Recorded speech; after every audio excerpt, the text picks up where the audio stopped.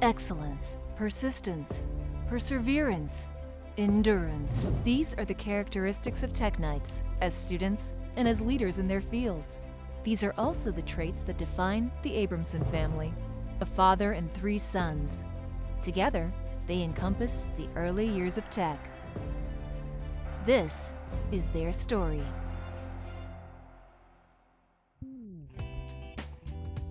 Dad was born in 1914. His parents emigrated from Russia. His name was Joseph Jack Abramson.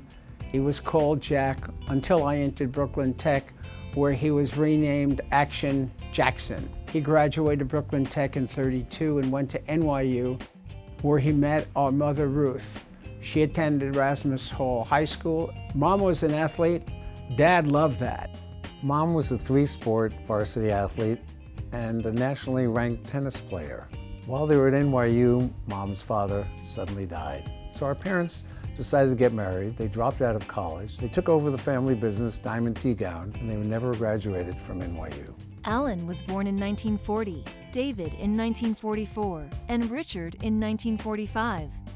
At the age of 1½, David was severely burned in over 30% of his body and was unable to walk. At around age 6 or 7, a physician suggested he swim to loosen up his legs. Ruth and Jack thought, if David was going to swim, so were Allan and Richard, and their parents became pioneers of swimming in New York City. Jack became a member of the U.S. Olympic Committee. In 1964, he arranged for the Olympic swimming trials to be held in New York. That Olympic Committee position lasted 30 years. After World War II, he and 51 friends formed the 52 Association.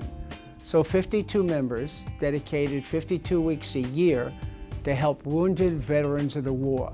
We never celebrated Thanksgiving growing up. Our parents believed more in the giving than the thanks. Dad was a business leader, but his passion was sports events. He was the meet director of the United States Olympic swimming, diving, and water polo trials in 1964. And he was the committee vice chairman and swim chairman of the Maccabiah Games, held every 4 years in Israel.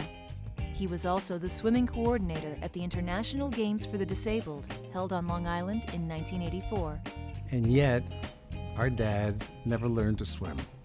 No matter how well you did in a race, he and Mom always said, "You're only as good as your next race." Good advice for life. Dr. Allan Abramson is an incredibly respected chairman, member of the otolaryngology community, both in the metropolitan New York area, nationally and internationally. Dr. Allan Abramson went to Colgate University. He attended medical school at SUNY Downstate in Brooklyn. He continued his medical education with a residency program in otolaryngology at Mount Sinai.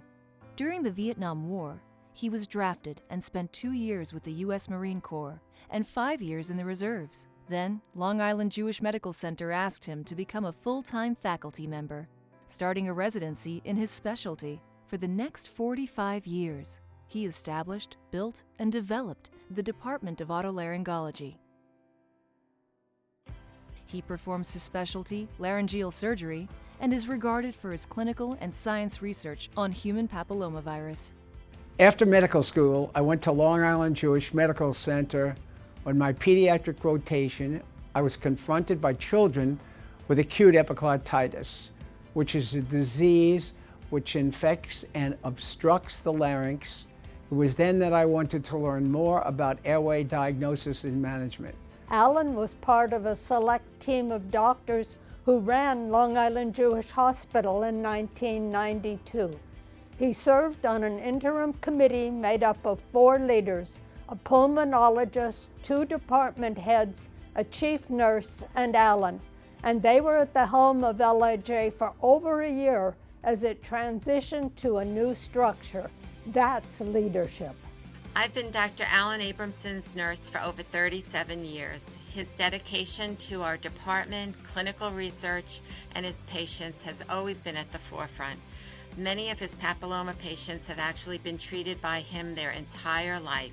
One evening I was on duty at the emergency room at Elmhurst City Hospital, and severe casualties from a fire at a Con Ed plant were brought in and required me to perform an emergency tracheotomy to secure an airway for the patients to breathe. The next morning, 2 of the patients had died. I used my tech engineering background to see that the tracheotomy tube did not have room for expansion. I designed a solution to the problem and got in touch with a company that will work with me to make an entirely new design. When asked by the overseas engineers from Germany who helped me, I said my high school education at Brooklyn Tech. I was a freshman at Tech while Allan was a senior, and he was captain of the swimming team. So I tried out for the team, but I was not fast enough to make it. Allan announced that the captain had a prerogative, first time I'd ever heard that word, and he could use it to put me on the team. That freshman year, I grew 6 inches, gained 50 pounds, and by the end of the year, was the fastest high school swimmer in New York City. By my sophomore year, I was the fastest high school swimmer in the East Coast. And in my junior year, when I was ranked top 5 in the world, I was named an alternate on the Olympic team. And by senior year, won 3 gold medals in the Maccabiah Games in Israel, where I was the fastest Jewish middle distance swimmer ever. Those records held for 4 years, when another Jewish swimmer, Mark Spitz, destroyed all of them. As a senior, I set the national interscholastic record, making me the fastest high school swimmer in the nation. Thank you, Captain Allan. I never would have done that without your support. Dr. David Abramson is one of the most outstanding surgeon scientists at Memorial Sloan Kettering and in the entire field of cancer care and research. David is chief of the Ophthalmic Oncology Service at Memorial Sloan Kettering, the only service dedicated to ophthalmic oncology in a cancer hospital in the U.S. And his extensive teaching has changed the way eye cancer is managed worldwide. His work has enabled retinoblastoma, the cancer of the eye that occurs in babies, to become the most successfully treated pediatric cancer in the U.S., with survival of over 99%. He taught me to swim, to ski, ride a bike, love learning, and was always pushing, pulling, and encouraging me in everything I've done. When I too swam at Harvard, he was with me on every start, lap, and turn. As a child, he'd put me to bed and would stay in my room until I fell asleep. He would stretch out on the carpet just outside the door and write his scientific papers. In college, I overlapped with my brother at Harvard for 3 years, and he was an art history major.